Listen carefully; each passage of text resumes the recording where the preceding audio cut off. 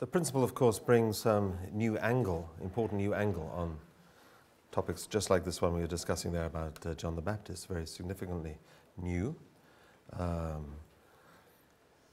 Its approach, though, is not that it's saying this in order to say that what people have thought up to now was wrong or to criticize other beliefs, but more to say that now is the time that we can know these things. It wasn't maybe even right or helpful to know these things before. And it takes the view, I suppose this is a little bit my interpretation, but it takes the view that up to now, especially in the area of Christian theology, it's been what I call theology after the event. Things happened a certain way. Historically, things happened a certain way. The mission of Jesus, for example, went a certain pattern. And therefore, the kind of approach was, well, it was meant to happen that way. And interpretation and understanding was kind of developed, because obviously it was meant to happen that way. I think this is largely when something is so serious, but we can't always explain everything. We kind of have recourse to these kind of arguments. If something really very difficult happens in a family, people may say, well, we don't know why this happened, but maybe it was meant to be, this kind of idea. And I think somewhere that's an element of how we've looked at this. So people would have noticed, of course they noticed that, for example, John the Baptist had, seemingly wasn't working with Jesus and had some doubts about Jesus, but respectfully felt, well, this is a holy man and this is the way things occurred, so maybe it was meant to be that way, or somewhere this was just a very typical human failing, which of course we all could have in that circumstance, and therefore this was just his humanity there. He was a great person because he was chosen to be so closely involved with the life and work of Jesus and was prepared for that. And that's very evident through the revelation to his parents as to Jesus' mother from the angelic world. But if we continue on, you remember that where we left John, he was in prison, right? And in prison, he hears about these things that Jesus is doing. He hears about his deeds and his preaching and his work. And it says, when John heard in prison about the deeds of the Christ, he sent word by his disciples, and obviously his own followers are able to see him or speak through the bars or something like that. They can visit him every day. He sent word by his disciples and said to him, "Are you he who is to come, or shall we look for another?" So these words attributed to John are really the word of somebody who has some fundamental doubt. So how could he ask this question to Jesus at this stage in his life? Are you the one who is to come, or shall we look for another? Right? This means, how is Jesus going to answer that? He can't say, you should look for another, right? He knows his identity, he knows his role and his mission. And also he can't just say, yes, I am the one. Why? Because John should know that. By himself he should know that. Somewhere within this question is contained his own doubt. And look at the answer that Jesus gives. Jesus answered these disciples of John and said, "Go and tell John what you see and hear. The blind receive their sight, and the lame walk, lepers are cleansed, and the deaf hear, the dead are raised up, and the poor have the good news preached to them. And blessed is he who takes no offense at me." That last sentence implies very heavily, by asking this question, you are somehow offending me. Blessed is he who takes no offense at me. And even Jesus goes on to make a stronger judgment, actually. "Truly I say to you, among those born of women, there has risen no one greater than John the Baptist." That's appreciating his roots and his role and his preparation for this mission. But then he says, "Yet he who is least in the kingdom of heaven is greater than he." So he is putting John outside of the kingdom of heaven in that way. The least in the kingdom of heaven is greater than John. It means somewhere. It's a diplomatic way of saying, right? By doing this, somehow, you're moving yourself into a position where you're outside of this kingdom-building project, if you like to call it, that which Jesus has initiated and come to realize, right? Very seriously. It's a serious work that he has to do. The writer of the Gospel of John, he reports John's words, where John says something that's a little bit curious. John should say this. He says, well, he must increase, but I must decrease. He sees Jesus' mission as kind of going on the rise. He sees his own as kind of going down from this point on, right? And then the writer of the Gospel adds shortly after that, he says, he who believes in the Son has eternal life. He who does not obey the Son shall not see life, but the wrath of God rests upon him. Kind of making quite a strong kind of judgment or distinction between those who really respond to Jesus and those who don't. Anyway, Jesus has some more things to say about this aspect of his ministry. In Matthew 11:12, he says, from the days of John the Baptist until now, the kingdom of heaven has suffered violence. So somewhere this work to bring in God's kingdom is suffering. And he says, men of violence take it by force. Again, it's quite cryptic. We're not 100% sure what that means. But if we look at the difference between who could have responded to Jesus, and that means religious leaders, people very steeped in the law and prepared and understanding of that scripture, people hopefully who had a very disciplined and righteous religious life and were able there to take the message further. Those could have come through a success, especially centering on John. But who were the eventual kind of circle around Jesus were people of immensely good heart, extraordinarily good-hearted, simple people.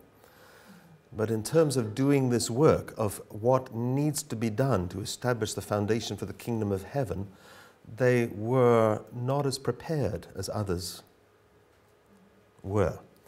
In other words, they didn't understand their scripture very well. They didn't have a strong kind of position or respect in society. They were simple people. This has always been the way, because, as I said, theology is kind of like after the event, looking back, and then so many sermons have been preached about how wonderful it was that God chose not the kind of important people or religious people, but simple people. How wonderful. And yes, of course, that is true. It's very wonderful that God could use simple fisherman or tax collector or these people who became the close disciples and responded in heart to Jesus, recognized intuitively his goodness. But somewhere that's just part of the story. The bigger picture is, what if prominent people had come to Jesus' side at that time? The leaders of Judaism had recognized that this was the long-awaited Messiah, that their whole history was preparing for, then things could have gone very differently. And the impact of Jesus could have been much greater in his lifetime. So this is what the principle allows us to think for the first time. It's very significant in this way, allowing us to kind of revisit these questions and in the fullness of time. Again, not to criticize other people's views, but to say this is something we need to know now in order to prepare ourselves for the second coming of Christ. So this opposition to Jesus starts to grow, and this is the difficulty of his kind of rather vulnerable position of being isolated in this way. The Jewish religious leaders, they become rather jealous. Jesus is very popular. And they kind of, you can see little words kind of dotted around the Gospels, where perhaps after Jesus explains some parable, then they're saying when they heard this, they're thinking, how can we get rid of him? How can we get him arrested? But they're unsure how to do this because he seems to be quite popular. They don't want to create some reaction with the crowd, this kind of thing. And the leaders also, they disagreed with aspects of his teaching. There's one example is the dispute about the more ritual washing, which is there in Matthew 15. They disagreed with some of his actions. they accuse him of healing people on the Sabbath day. On the Sabbath day, you should do no work, right? That is why if you go to Jerusalem, in the hotels there, the big hotels, I was surprised when I went there to see that they have several elevators. Well, that's not a surprise, right? 2 elevators, and next to these 2 regular elevators is the Sabbath elevator, right? The Sabbath elevator stops at every floor on the way up and every floor on the way down on the Sabbath. Why? So you don't have to do the work of pushing the button. Because, well, I'm not encouraging you to laugh at it, but this is kind of taken almost to excess, right? For some people, it's a very serious point of their religious attendance and devotion. And the idea of a Sabbath when you do no work is a beautiful idea, right? But you take it to excess, and then it starts to be a kind of prisoner of its own making, right? So he was accused then of healing people on that day because they thought this is work. But Jesus' heart was, Monday, Tuesday, Wednesday, doesn't matter when, right? If somebody needs healing, I'll heal them. But more people were looking for a reason to accuse him. Look what they accused his disciples of just picking heads of corn as they went through the fields. That was a Sabbath. They shouldn't do that, right? Also, Jesus doesn't match the religious leaders' idea of what a Messiah should be like. They have some expectations. Maybe when they look at him, they think he doesn't have the kind of formal, proper education that we have, for example. Where was his education? Certainly he was very steeped and very knowledgeable about the Scripture, but he gained this probably largely himself. And they accused him that way. Again, this might always be a difficult question. There may always be questions, say, about his birth. That's a serious one for Jewish people of the time. Who was his father? So, Jews then and even today, when they're serious, they will, if they say have to marry their daughter, they will look very carefully through the lineage of the person who is proposed as a husband for her. Right? Who are the parents? What is their kind of lineage? Because they're concerned about lineage. If somebody was thinking, is Jesus a suitable husband for my daughter, what would they come to conclude? There's this questionable, big question mark over his parenthood, right? It makes it very difficult for him to be accepted. But again, with a prominent person testifying to him, this could be the way to overcome these kind of difficulties, or the way that people viewed him, and have them realize that, well, this is the way God works. There's something more extraordinary or more amazing happening here, and we need to follow that. So religious leaders were outraged. Why? Because he made certain claims about himself. If we look at these from our kind of theological perspective, none of these claims is untrue or something that Jesus should not say. He said he was the manifestation of God, right? They didn't like that idea. He said he was greater than the temple. Destroy this body in 3 days, I will raise it up.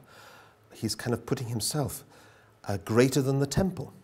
But what do the principal explanations say? Is the tabernacle is like a symbolic temple. The temple itself is an image of the Messiah to come, who comes as a substantial temple, right? So actually, all this is preparation for the Messiah. So yes, he was right to think of himself in this way, greater than the temple, but they were fixed in their own kind of ideas and their kind of old way of thinking and could not release that and use it to accuse him. He claimed to be more important than Abraham. Before Abraham was, I am. Again, rather cryptic sentence, isn't it? But if we think that the Messiah comes as a new human ancestor, that means everybody has to come for their rebirth through Jesus, their spiritual rebirth. That's not only physical people, but those in the spirit world as well. And Abraham's there in the spirit world. Yes, he's the forefather of faith in the Jewish tradition and greatly respected, and Jesus would respect him, but somewhere still he has to come through the Messiah, because he wasn't the Messiah. He was, a very good man, but still a fallen person. He claimed to be above the Mosaic law, and they accused him of this.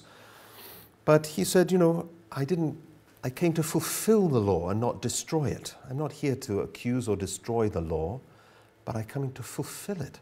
All the law was leading up to the coming of the Messiah. It's there to make the foundation, to have people ready to receive the Messiah. So when he comes, that's the fulfillment of that. The embodiment of the law is there in Jesus. So he had a right to kind of claim that. He's bringing an understanding of love, which was, in the end, it's greater than laws, right? Having people live by true love. He said he was the mediator between people and God, and had a right to say that, but was accused. So what was his kind of conclusion, or some very poignant words that come in the Gospel of John, in John 7? Jesus said, "The world hates me. The world hates me because I testify to it that its works are evil." So where he is bringing a kind of righteous standard, or he is saying to people, pointing out their fallen nature, yes, people aren't going to like it, right? He said to the Pharisees, "You brood of vipers, right? You are of your father the devil, and your will is to do your father's desire." Was he right in saying that? Probably, right? He saw that in them. He saw this kind of, they are in this lineage which began with Lucifer's work in the Garden of Eden, right? You are of your father the devil. But would they like someone to say that of them? No. Probably feeling, maybe this is why he said it to them, because they were feeling rather self-righteous, or rather proud of themselves, right? We're important people. We're God's people. Yeah, but he had this kind of insight. Now at this stage in his mission, Jesus hears about the death of John the Baptist. John is in prison, and he meets a kind of rather unglorious end, actually. It says, when Jesus heard about the death of John, he withdrew from there to a place apart. So he went away to kind of reflect and to pray and to be by himself. Why? I'm sure sorrow filled his heart. He's very disappointed to hear this. This is obviously no opportunity for this relationship to continue now. Here's the kind of depiction from, again, a kind of later time. I'm sure they didn't wear dresses like that in those days, but this is what people do, right? Interpret things in their own culture and own way. And here's the head of John the Baptist being brought on a platter. Not very pleasant, is it? But still over this issue where he was accusing the wife of Herodias, the wife of Herod's brother Philip. And his daughter, Herod's daughter, dances so beautifully that the king says, I will give you anything up to half my kingdom. He said, what shall I ask for? I better go and ask Mum, right? She goes and asks her mother, what should I ask for? And she said, still seething with this kind of resentment, there's one person she wants out of her life, right? So she can carry on with her relationship that John has criticized. Ask for the head of John the Baptist, right? So is that coming from a good place? Not at all, actually. And somewhere, there's not glory in this end for John. It's actually outside the whole, they had a legal system, right? It shouldn't happen this way in that country. But that was it. It's a kind of one-off wish granted from the king, and the mother misuses it this way. That's how evil is working to get John out of the way, and he's beheaded. So that's a very, very difficult ending, right? And this brings us back to this Elijah problem we already introduced. And it's been referred to this because people have noted this question. The principal isn't the first to note this, but people haven't known really how to explain this or how to answer this. In Matthew 17, Jesus' disciples, who are obviously gone out to testify to Jesus and to say, you should come and hear what our master is saying and teaching and the things that he's doing. He is the one that we've been waiting for. And the disciples then came back to Jesus and said, well, then why do the scribes say that first Elijah must come? Well, we've studied that. You know that reason, right?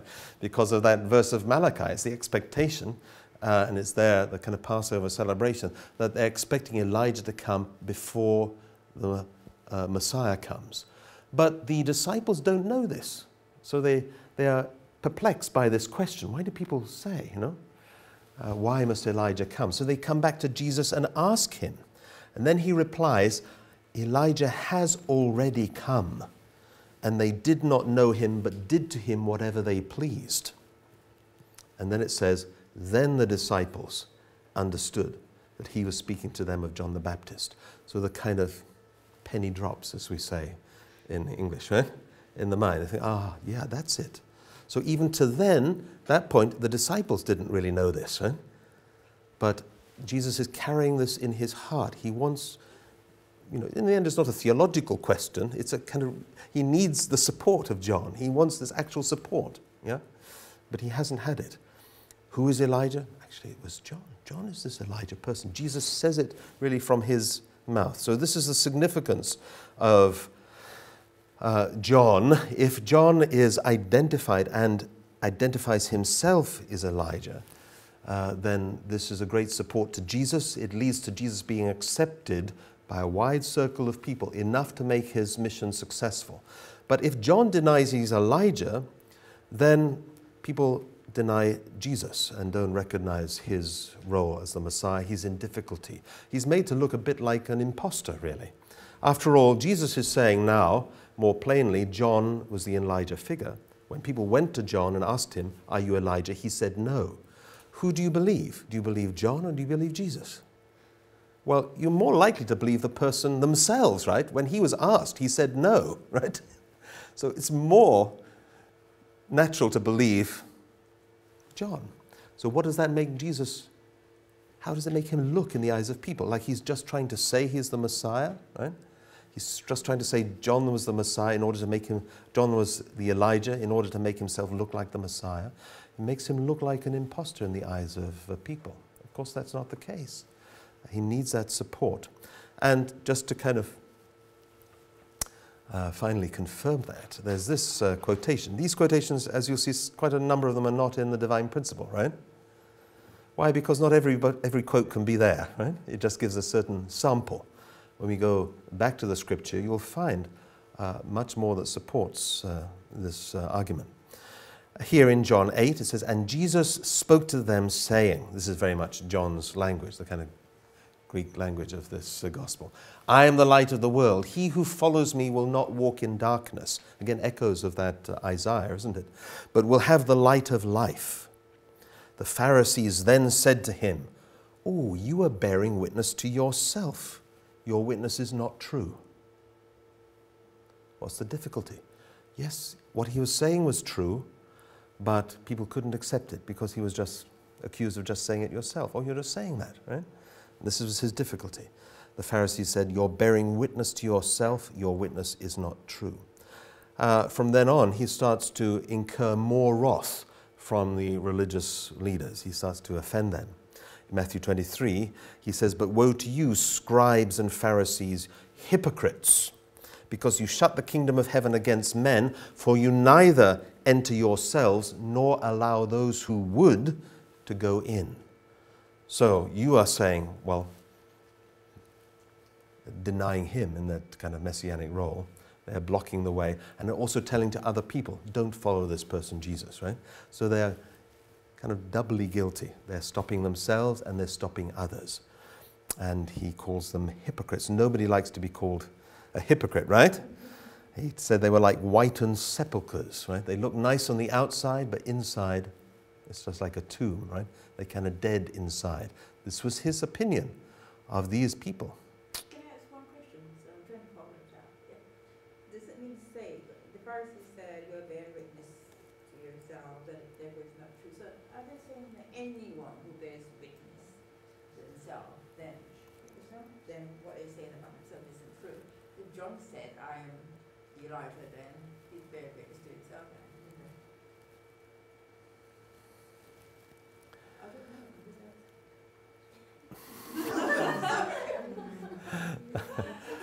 Yeah, I see the logic there.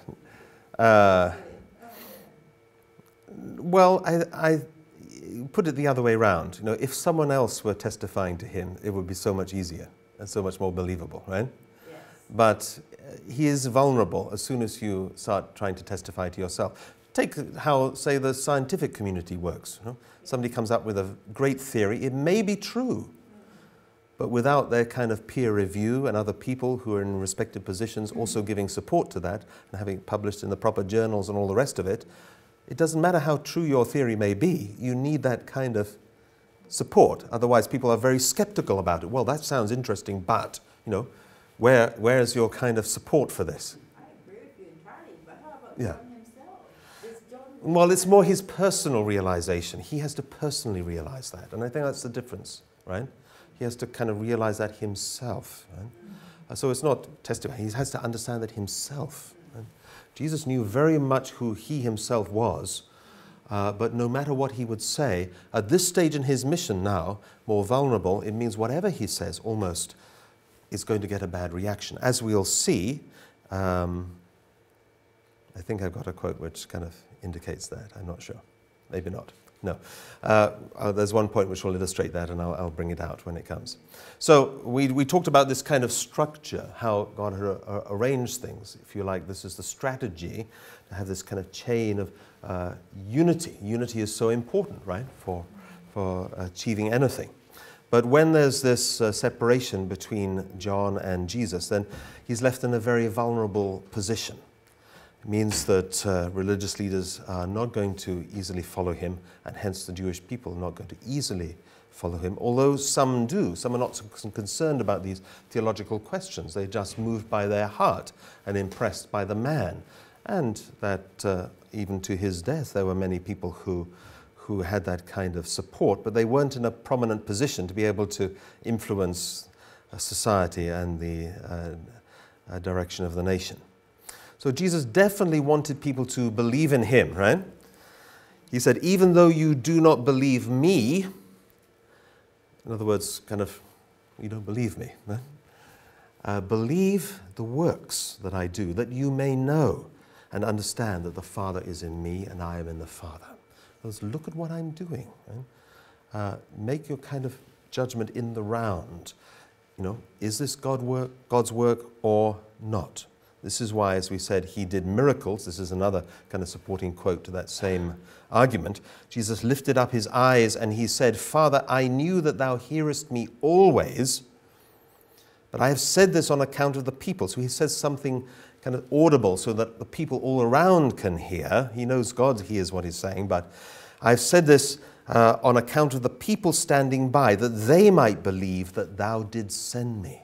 This is his concern. So behind his efforts to do miracles or to heal people is so that people will recognize, and recognizing will follow him and accept him. He knows it's so key that they do that. But how did people respond? Well, this is the question, really. This is the answer to that question. When the Pharisees heard it, and this is from the little story where he heals demoniacs, really devil-possessed people, they said, it's only by Beelzebub, the prince of demons, that this man casts out demons. So he heals these two demoniacs. He sends them actually into the swine. Is that the same story? Sends it into the swine and they fall off the cliff. And then people, rather than saying, wow, this person is exhibiting and showing the power of God, they say, well, it's through the power of the devil that he does that.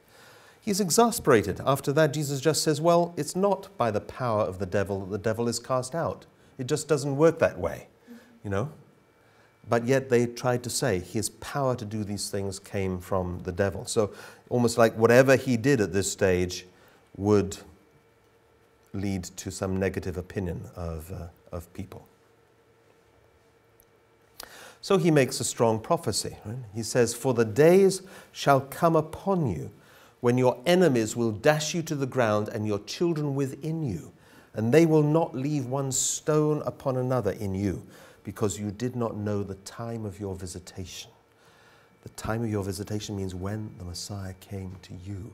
Actually, you're going to suffer. He prophesying and predicting the suffering of Jewish nation in this way. Of course, 70 AD, some 40 years after Jesus' death, Jerusalem is flattened and the temple is destroyed and the Roman army marches through and the people are scattered around the world. There is no nation of Israel from that time on until 1945 or so, right, when it's reconstituted.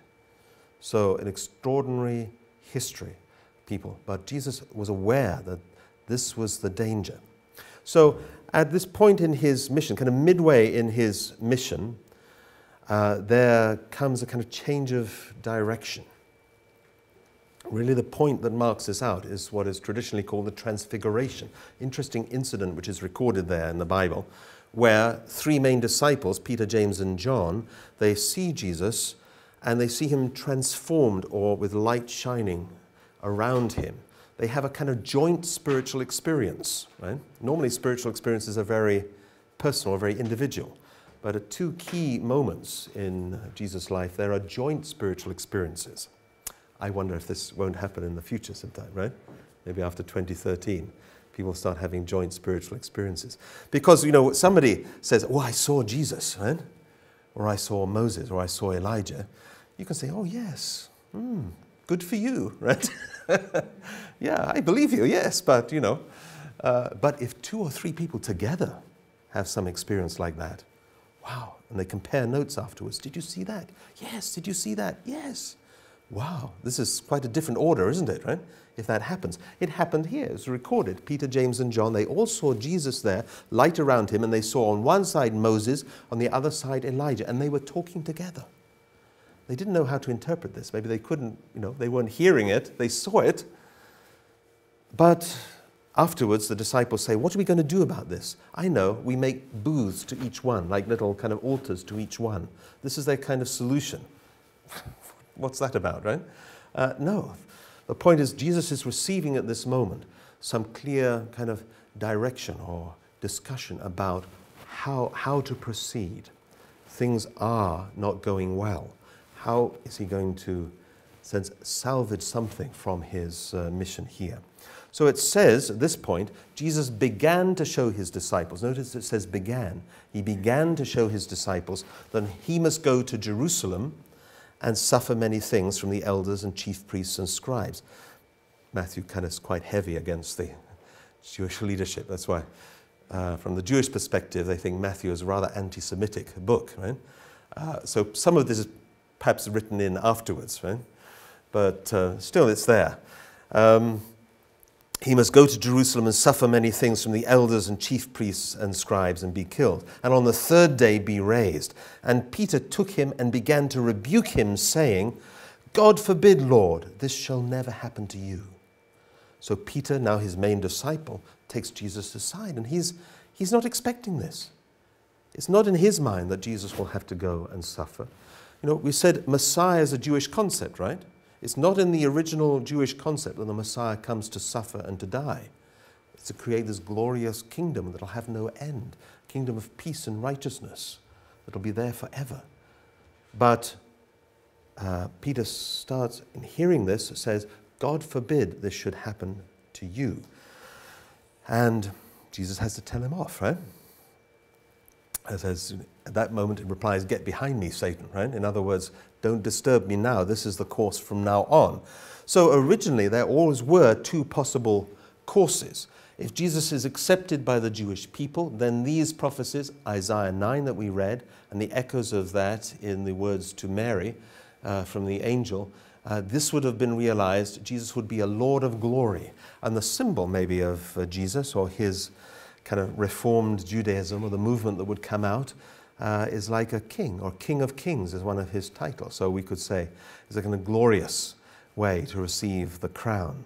But if Jesus is rejected by the Jewish people, then other prophecies which were there, and people will point out and say, well, in Isaiah 53, it also says that there's so-called suffering servant prophecies, that the Messiah will be like a suffering lamb. He will receive wounds for our transgressions, and stripes means beatings on his back, and all things which people would say, well, this actually happened to Jesus, so it was prophesied. We have to remember that prophecy is not just foretelling the future. That's not its role. And that's why even in Isaiah you see two kind of opposing scenarios, right? It's really the same prophecy, because it's saying if things go well and people do God's will, this will happen. If people reject God's will and go the opposite way, this will happen. It's outlining the consequences. But it's not saying that this will happen or that it's God's will that this happens. It's more there as a warning. You know? If we don't respond, if we're not aware and we don't receive the Messiah when he comes, this is what can happen. So this is emphasized, since, of course, is the way that the history worked out and played out, is to end with the crucifixion of Jesus, and he became a Lord of suffering. And we'll look at how, even in these circumstances, Jesus secured an extraordinary victory, which has enabled the kind of foundation of the last 2,000 years to be built. So the principle takes nothing away from the victory of Jesus in this respect, but it broadens out the whole scenario by saying, well, what if Jesus had been accepted? Things would have been different and history would have gone a different way.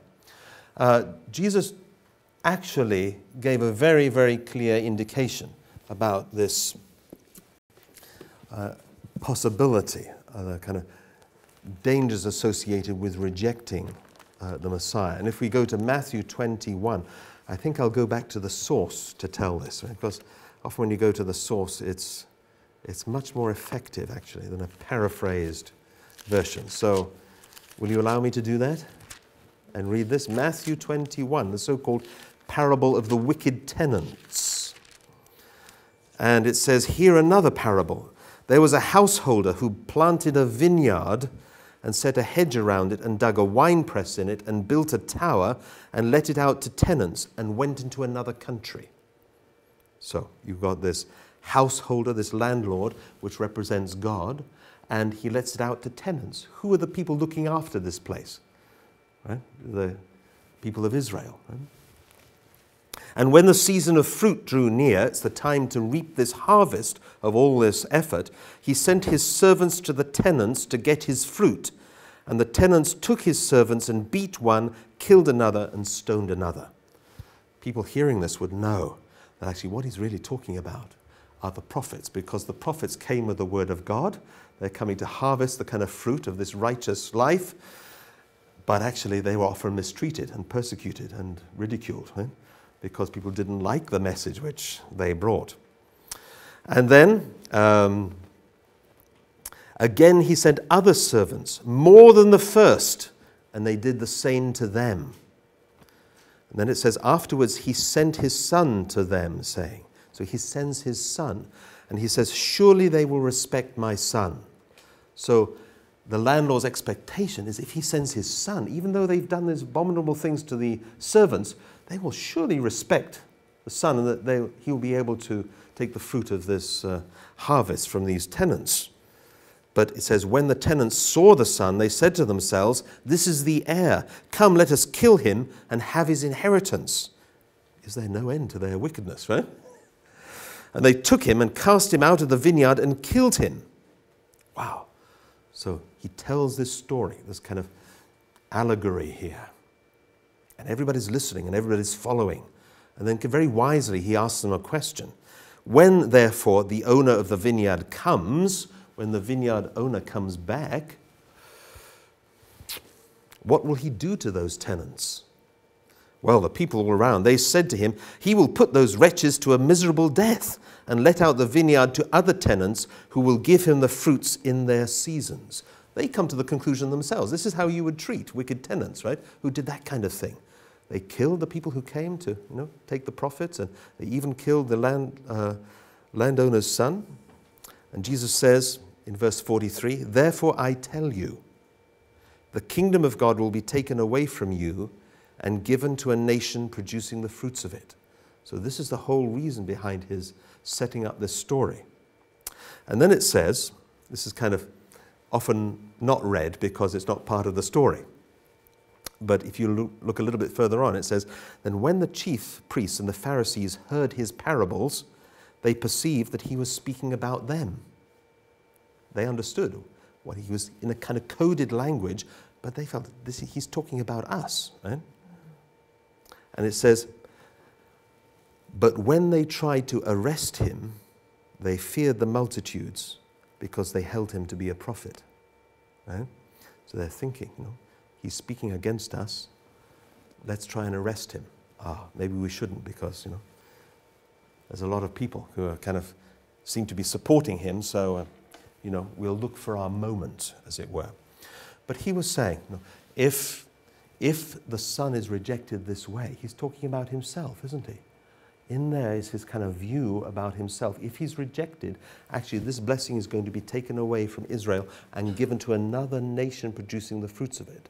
In the divine principle viewpoint, we say that this blessing then goes to the second Israel, which is Christianity, why we look at the history of Christianity tomorrow. So surely they will respect my Son. This time what happens, right?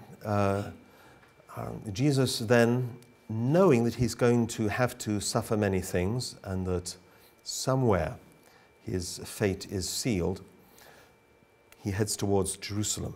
There are celebrations going on. This is traditionally recognized as Palm Sunday in the Christian calendar, because going into Jerusalem is termed the triumphal entry, and it's celebrated as such every year in the Christian calendar.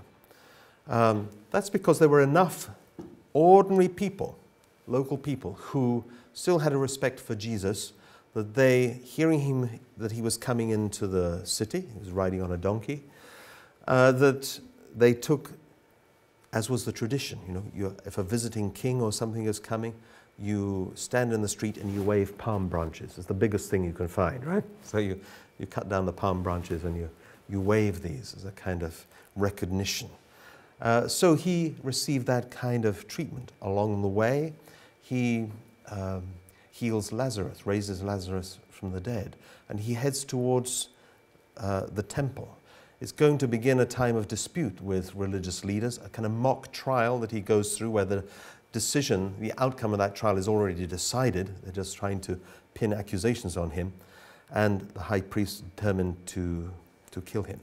So, prior to his trial and crucifixion, he is in the Garden of Gethsemane, and being in great agony, he prayed more earnestly, it says, and his sweat became like great drops of blood falling down to the ground.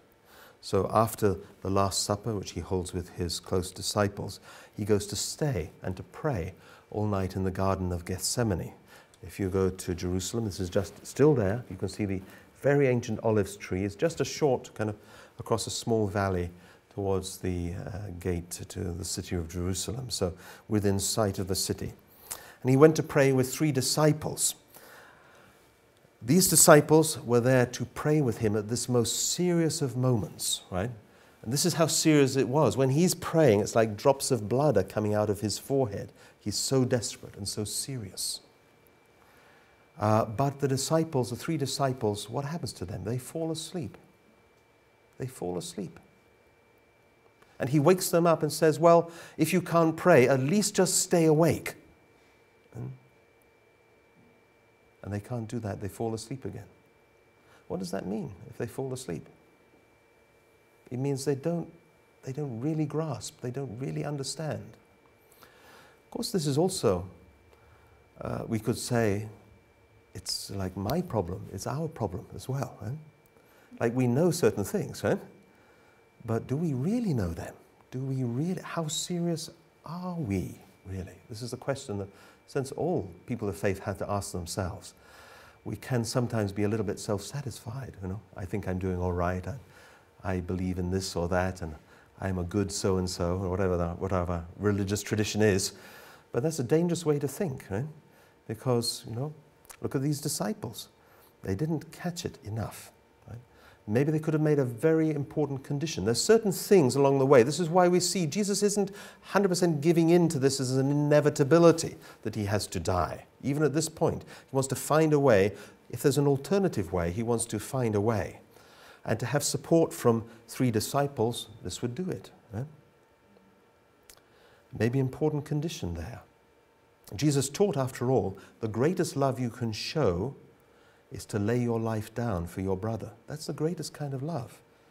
And there are human beings who have done that, right, for different causes. Right? To protect their family, to protect a loved one, to protect their leader who they respect, to take the bullet for somebody who they really respect. There are people who have done that, right? Or die for their country because they love their country. So, you know, yes, it's of course the greatest thing to ask of anybody, right? Or for a person to ask themselves, right? To make that sacrifice. It's not easy, but people do that even in the so-called fallen world, right? That we talk about. So, you know, what if somebody had come forward and said, you know, or 3 people had come forward and said, let us die in his place. Actually, Roman authorities wouldn't have worried. Right? There are several records where they just they wanted somebody to be punished, right, if a crime had been committed. They weren't so worried, maybe, whether that person was guilty or not, but it was going to be a lesson to everybody else. Right? So they wanted somebody punished. There was a situation, you know, the situation with Barabbas, because of the feast day that was going on, one prisoner was allowed to be released. And there was a choice. It could be Barabbas or it could be Jesus. Who could be released? The crowd could ask for somebody to be released. And who do they ask for? Barabbas. Free Barabbas. Right? What if, those who knew Jesus, close to Jesus, had really made effort and tried to well up support, get a big crowd chanting and shouting, right, for, free Jesus, free Jesus. He could have been freed this way. Pontius Pilate, the Roman procurator, who was there, kind of not such a high-level job, kind of retirement job, but he was there, asked to make a judgment. He didn't want to make a judgment on Jesus. He wanted to wash his hands, is where this expression in English comes from. Wanted to wash his hands of this incident. But then even his wife has a dream and says, this person is innocent. He should be released. He says, don't want to touch this one, right?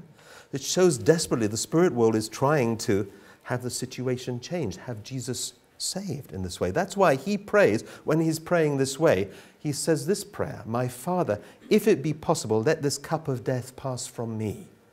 If it be possible. Nevertheless, not as I will, but as thou wilt. We had this in our reading when we read that speech from Father. Do you remember that?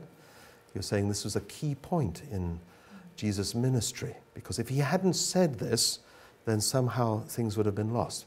But his heart was not as I will, but as thou wilt. Ultimately, it's God's will. I will do, right? I will absolutely be faithful to that.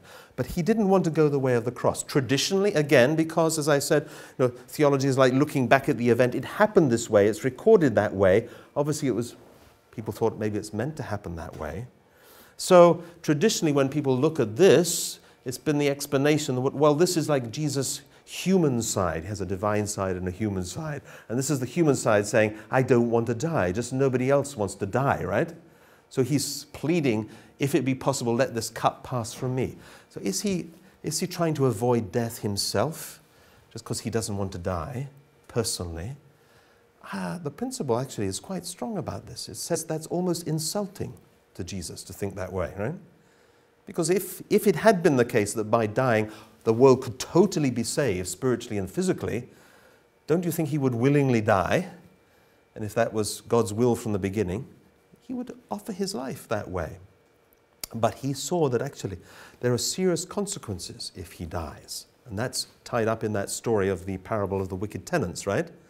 It's not good. No stone will be turned or left standing upon another. So why didn't Jesus want to die? And why was he praying this kind of prayer in the Garden of Gethsemane? Because he understood God's providence. And he didn't want God's heart to be broken again. So True Father talks about 3 great tragedies in history, right? The first is that Adam and Eve fell. The second is Cain killed Abel. And the third is that Jesus was crucified.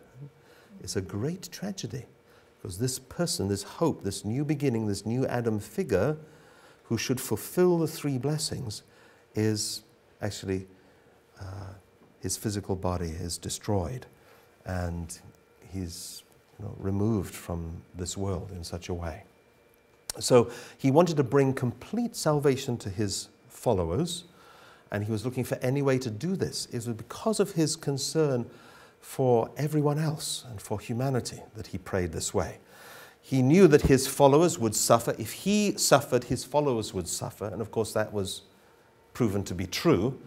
Early Christians, so many met their death going the way of, the kind of way that their beloved teacher and Savior went. So he knew that that would kind of set up a pattern of martyrdom for Christianity to come. And even to this day, there are people who are dying for their faith, and other religions too, of course, but that happens. But somehow this characterized, in a way which should never have been, right? It characterized Christianity. People called to give their life for their faith. We'll come across several instances of that in later history lectures. So he knew that the chosen people of Israel, who'd already, after all, they'd suffered so much, right? They would have to go through even more untold suffering. Not as a punishment for killing him, don't think that way, but as a consequence, it's kind of, they are left very vulnerable. They are scattered, they don't have that protection of their territory or their nation anymore, and Jewish people scattered around the world were often the object of vile persecution and had to endure that, and misunderstanding and mistreatment. So he could know that. Why could he know it? Because he understood spiritual law. That's why. This will happen. And when the foundation is destroyed, everything else becomes very vulnerable. So instrumental in having him handed over to the Roman authorities, because they didn't actually know who Jesus was, and he didn't look so visibly different to anybody else, so they needed to have him pointed out so they could arrest him. Judas was paid 30 pieces of silver, one of the disciples, to point out Jesus to the Roman guards. How did he do that? Ironically, with a kiss, right? It's kind of worked out that the person I go up to and kiss, that is Jesus. So what a kind of tragic way, right? What a tragic choice. Judas, and Jesus at the Last Supper already indicates that one person amongst them will betray him. The disciples start asking, do you mean me? Is it going to be me? Right? Well, you know if you're going to do it, don't you? Right? So someone knew there. Someone knew already. Right? And this was Judas. So Judas had said of him these words, right? This is what Jesus said of Judas. Woe to that man by whom the Son of Man is betrayed. It would have been better for that man if he had never been born. Now, you can't say anything stronger about a person, really, can you? Right? It would be better if you hadn't been born, especially when the Messiah says that about you. Right? That's judgment. Right? So what is Judas' reaction? Suddenly, after doing this, after betraying Jesus, he feels remorse. He feels, I should never have done this. He goes and hangs himself. Right? And the coins are scattered on the ground, and that field becomes known as the field of blood. And it's kind of, extraordinary, right? No, not so many years ago, True Father asked something very difficult of Christian leaders in America, also in this country, some other countries, but particularly in America. He asked for some Christian leaders to come forward and to be ready to replace their symbol of the cross with a crown. And a group of ministers went to Israel, and they went to this place where Judas is supposed to have died, the field of blood.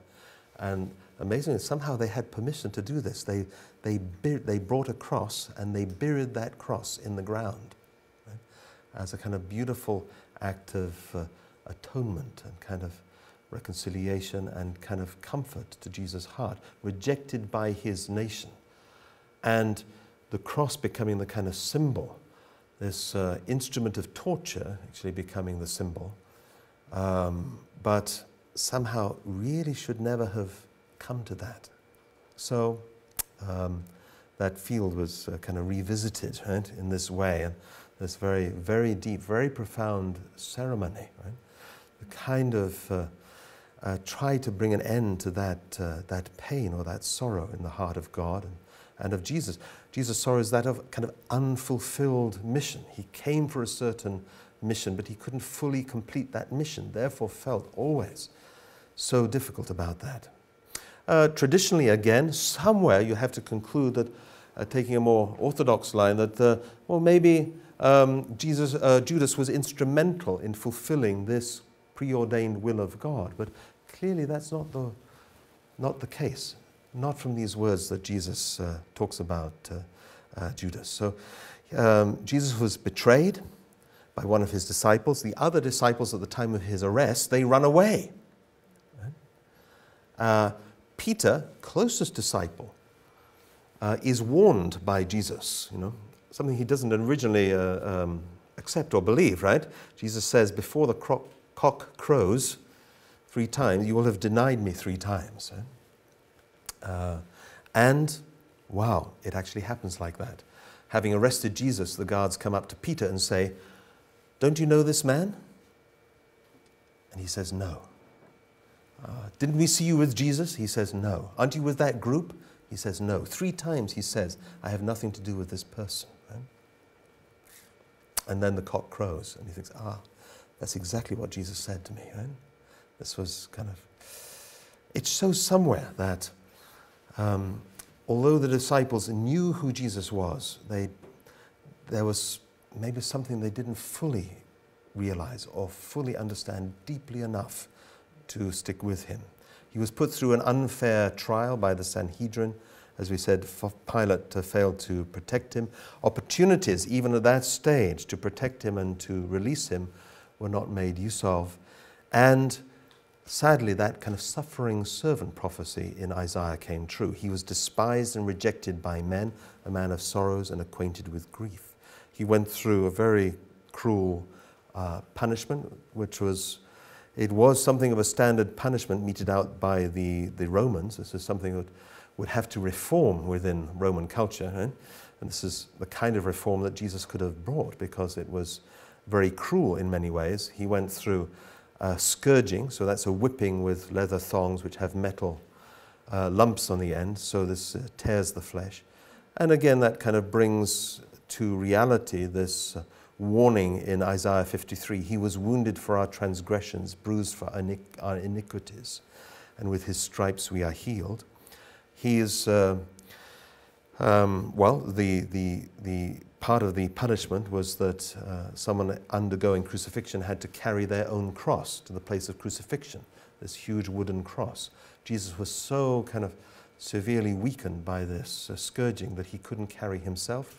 Simon of Cyrene, significantly a person of black origin, came and took that cross for him and carried it for him. And then it was set up, left and right of Jesus were 2 other thieves crucified at the same time. So, friend, that, is a kind of reminder that this was not a unique punishment. It was there, reserved for criminals, or what today we might think of quite minor crimes, but, that could lead to this very cruel and horrible death, where nails were put through the wrist. It's very extremely painful way to die, and a long kind of slow death, hanging there, really crushed by the weight of one's own body. So he went through this, and what happened? People walked past and they derided him, they mocked him. It says in Matthew 27, those who passed by derided him, wagging their heads and saying, "Oh, you who would destroy the temple and build it up in 3 days, save yourself." They don't know what they're talking about, actually. They don't know what they're talking about. Because, of course, irony there is, Jesus, as the temple was destroyed, but after 3 days was raised up, right? So that is, they don't know what they're saying. From the cross are recorded so-called last words of Jesus. He says from the cross, "Father, forgive them, for they know not what they do." we look at that sentence and think, what is happening? We describe the kind of Messiah's role as something of a mediator, right? It sounds rather technical when you say it that way. But what is Jesus at this moment doing, even to the last? He's saying, Father, talking to God, forgive them, for they know not what they do. It's like he's almost trying to change God's mind, right? In other words, perhaps God feels a lot of righteous indignation against the people, but he's saying to God, forgive them. Forgive them. Don't curse these people. Don't punish these people. Forgive them. This shows his kind of position as a mediator. He looks at the people and he thinks they don't know what they're doing. They are instruments of Satan, of forces that they don't even understand. Satan is working behind these people as he was working behind Judas. Right? It says Satan entered Judas Iscariot. That's the kind of biblical expression. So Satan is working to destroy Jesus. That somewhere, I think up to now, hasn't been fully appreciated. Right? Because if you accept that things are going according to God's will, then how can you say this is Satan's doing? But it's Satan that wants Jesus' body out of the way. And that was evident even as a young boy, right? That's why Mary had to escape to Egypt, because, through this kind of evil king, wants to destroy the king that he has heard has been born. So even from his birth, Satan is out to get him. Why? Because the body of the Messiah, the physical Messiah in the world, is the kind of beginning of the end of Satan's sovereignty, right? Satan will no longer have a hold over humanity as long as the Messiah is on the earth and successful and establishes a new lineage. We'll look more at that later. But by fulfilling the three blessings and becoming that kind of replacement for Adam and Eve, then being in the world, that means then already the world is turning around to be God's sovereignty. God is the ruler then. God is present in the world. His dwelling will be with men, as it says in Revelation. And that will happen, centering on the Messiah. This point where the two worlds, the spirit world and the physical world, come together in a person, in a true man. This is God's solution, but it's also the number one threat to Satan's sovereignty of the world. So he wants the body of Jesus out of the way and enters almost like a kind of exchange. This is why we talk about, in some traditions, the sacrifice of Jesus as a ransom sacrifice. So it's like Satan is saying, well, I will give you the spiritual salvation of all people who have faith in you if I can just get the body of Jesus out of the way. Right? So yes, allow people to have spiritual salvation, but I want the body of Jesus. He wants the body of Jesus out of the way. From the cross, Jesus says, my God, why hast thou forsaken me? A little bit Old English, right? It means, why have you left me? Why have you left me alone? So all his life, Jesus had the Spirit of God in him and close to him. He's felt this presence of God. He's known him as Abba, like father, daddy, kind of in the Aramaic, right? He's had a very close relationship with God. At this, almost the worst moment, right? The end of his life, in this painful situation, he feels the Spirit of God go and cries out, my God, why hast thou forsaken me?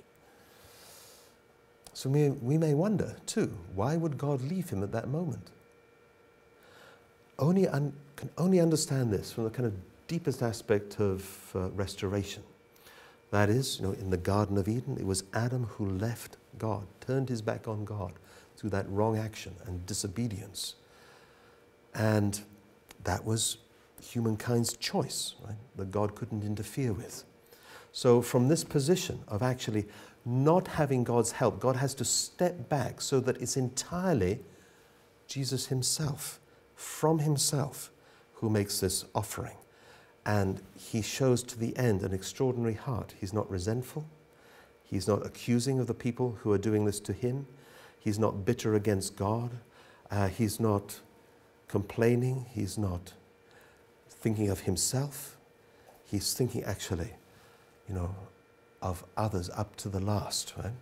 My God, why hast thou forsaken me? At the same time, he's asking for the forgiveness of the people who are doing this to him. So in that situation, that means Satan cannot accuse him. He's totally beyond Satan's accusation, right? Totally gained the voluntary submission of Satan. Satan has to leave in this way. It's a great victory for God because of the strength and the character of Jesus' heart and love at that moment. Extraordinary from himself. And then as he dies, he says, Father, into thy hands I commend my spirit. A very poignant, perhaps not so commonly known expression here is in John 10. In John 10, it has Jesus saying this, the reason my Father loves me is that I lay down my life only to take it up again. No one takes it from me, but I lay it down of my own accord. I have authority to lay it down and authority to take it up again. This command I received from my Father. Extraordinary words. Why? Because like everything is being done to him, right? He's being shackled and beaten and, nailed to the cross. Everything is being done to him by this kind of evilly motivated people. And yet what is his mind? His mind is, I lay down my life of my own accord. I'm choosing to do this. Right?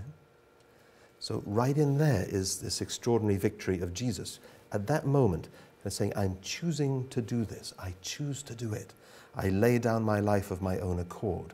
I have that authority, and I will take it up again. So that is the kind of corollary, is that because of that heart, then, perhaps even unknown to Satan, right? Then extraordinary victory can come, and Jesus can come back to appear for a period of 40 days amongst his disciples, almost as if he were there in the flesh again, right? In such a reality. And they have this, again, joint spiritual experience, what we call the resurrection experiences, where disciples together, they meet with, can you imagine that scenario, right? There's this person, they know he's died, they laid his body in the tomb, and then here he is, right? He's there, but he's also not quite as he was before, right? If you look at those accounts, these resurrection accounts, Jesus appears in a locked room. It emphasizes that because it's not normal, right? He's kind of just there. One time there are two disciples on the kind of road. They're going along the road to the city of Emmaus, and they just start talking with each other, and they kind of start talking with a third person. Right? They don't recognize who this person is, but after a little while it dawns on them, this person is Jesus. So they recognize him as Jesus, but also he is not like Jesus. Doesn't look entirely like. So if he were physically resurrected and just came back, they would see immediately and recognize him, but there's something different about him as well. Right? So in the initial experience, who is it who first sees the resurrected Jesus? Who first sees? Mary and the women at the tomb, right? They go into the garden. They've heard rumors that maybe the grave has been desecrated. And when they go there, they think their worst suspicions are realized, right? Are true. They see this big stone which covers the sepulchre where the body had been laid is rolled away. A huge stone is rolled away. And then they see somebody standing there. They think it's the gardener, very innocently. They say, oh, it's the gardener, the person who looks after this. But then they realize, no, it's not. This is Jesus. He's standing there and he tells, I'm going to come and speak to everybody. And over this 40-day period, he teaches and he rallies the disciples together. And this is really the remarkable thing. This is at the heart of Christianity, the kind of undeniable thing that we have to recognize, that some extraordinary work of God taking place. And even scholars who review this, and maybe they don't have such personal faith, they have to admit that this is something quite extraordinary. Why?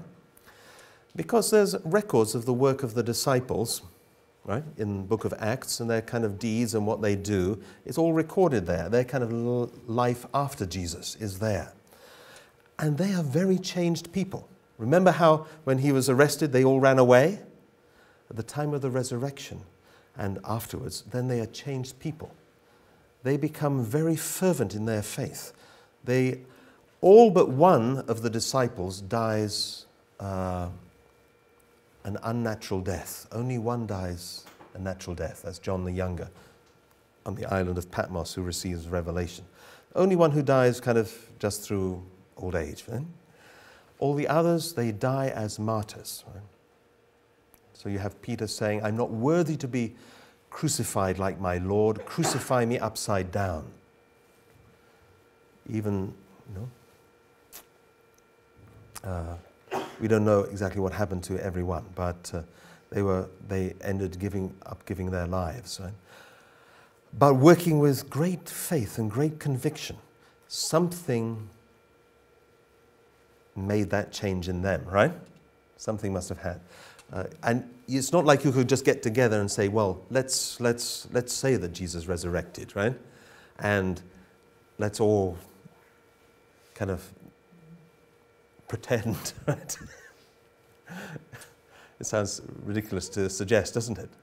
But, and then could they have the conviction? You can't have that kind of conviction to where you're ready to give your life. It has to be something real that touches you and moves you. So something very significant happened. This is what we call the resurrection. And in 1 Corinthians, Paul says, if Christ had not been raised, then your faith is futile. You're still in your sins. This is the way of salvation coming. As the principle says, this is spiritual salvation. Complete salvation should be in spirit and body. That means if Jesus could have been allowed to live and fulfill those three blessings as Adam and Eve failed to do, but done that centered upon God and set a tradition of true love in the family that could be expanded to society, nation, and the whole world, then the world would have complete salvation. There would be kingdom of heaven on earth, and consequently in the spirit world. Those who live on earth would die and go to such a good place. And Jesus taught people to pray for this kind of scenario. He said, when you pray, you should pray this way. Thy kingdom come, thy will be done on earth as it is in heaven. But because of the removal of Jesus' body and the way that things went in the life course of Jesus, then there's no opportunity for that physical salvation. Is this supported by biblical sources? Actually, St. Paul says something very profound talking about this in Romans 7. He says, for I delight in the law of God in my inmost self, but I see in my members another law at war with the law of my mind, right? Making me captive to the law of sin which dwells in my members, my arms and legs, my body. Wretched man that I am. Okay, who shall deliver me from this body of death? He goes on to say.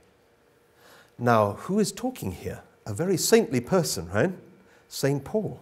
We could say, some people regard, from one point of view, you can say he's the founder of Christianity, more so than Jesus, because he made Christianity what it is, with his missionary journeys around the early churches in the Mediterranean, and formulating the kind of basis of what becomes Christian theology. So, quite extraordinary. But he was a person who never met Jesus in person, only in spirit, right?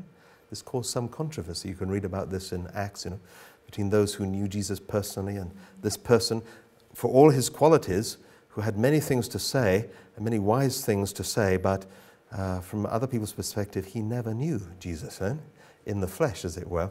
But here's this saintly person who's a saved Christian, if ever there was one, but he's saying still, who will deliver me from this body of death? It means the physical body of human beings are still subject to Satan's invasion. Why? Because that aspect of salvation was not completed through the mission of Jesus, only spiritual salvation. Spiritual salvation then is this. It's where Jesus and then the Holy Spirit, which is given at Pentecost, like parents really, spiritual parents.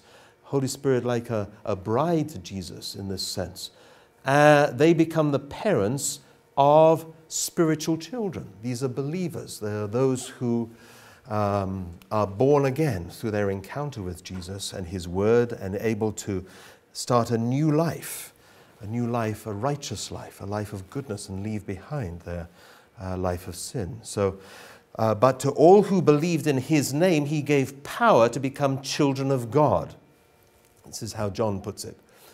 Who were born not of blood, not a kind of lineage thing, nor of the will of the flesh. It's not people coming together and saying, let's have a Christian. Right? It's not that kind of way. Nor the will of man, but of God. So it's a spiritual rebirth that comes. And Paul goes on to say in Romans 8, we ourselves who have the first fruits of the Spirit, he counts himself amongst that, we actually gain the kind of spiritual fruit of Jesus' sacrifice, but we groan inwardly as we wait for adoption as sons, the redemption of our bodies. So there's still this kind of agonized wait. What's he waiting for? Complete salvation. This is why second coming has to take place. Right? Until this time, until the kind of midpoint of Jesus' mission, he wasn't saying anything about coming again or the need for a second coming. It only comes in this kind of secondary course that he's forced to go. In Judaism, is there any expectation that the Messiah should come twice? Have you thought about that? In Judaism, there's no idea about no mention of the Messiah coming twice, only once. Right? And of course, Jews are still waiting for the Messiah. They don't recognize Jesus in that role, so they're still waiting for the Messiah. And what will be the strongest sign that the Messiah comes? Elijah will come. Right? So they're waiting for Elijah too. But we know from this that the Messiah has to come again. Why? To complete this unfinished work of Jesus. And we'll talk more about that later. We could say somewhere, Jesus is referring to this in his parable about the wrong guests at the wedding, right? In Matthew 22. The wedding is ready, he said, but those invited are not worthy. So go therefore to the thoroughfare and invite as many people as you find.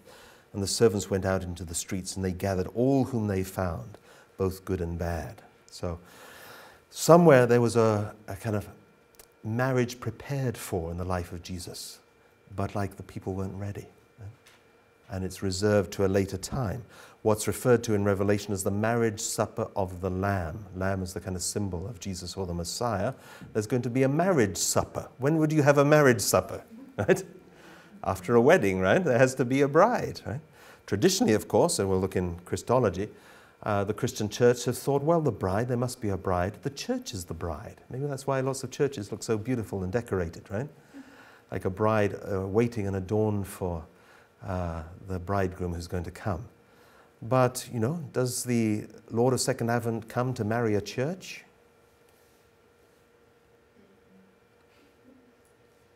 I don't know. So it's using this kind of language, as we see done all throughout the biblical tradition and other religious traditions. It's using this kind of metaphor of bride on one level until such time as it can be realized substantially. That means Messiah has to come as like a new Adam or third Adam, third Eve. We'll look at that in Christology. Okay, thank you very much, everybody. God bless you.